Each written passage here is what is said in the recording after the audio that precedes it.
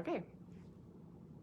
Good morning. I'm Jane with Ears to Hear in Florence, South Carolina. I was going to take a moment to share with you what happens during our free comprehensive hearing evaluation. After you've checked in with Ashlyn at the front desk, you'll join me in this room where we'll spend a few minutes letting me get to know you and know what your concerns are about your hearing.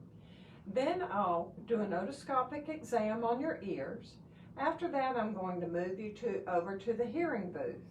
You'll have earphones placed on your ears, and you'll have a button to press when you hear a tone or beep. After we do both ears, then I'm going to talk to you. I'm going to say words. They'll be kind of random, and I'll get very soft at times. So if you even know what they are, you'll say them back to me. Then we'll go back to listening to the beeps again.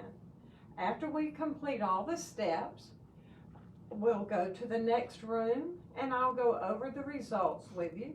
I'll explain them, give you the options as far as our latest hearing aid technology, and if needed, do a demonstration for you and a family member that may have accompanied you. And at this time too, you can have answered questions about your hearing and what we can offer you at Ears to Hear in Florence.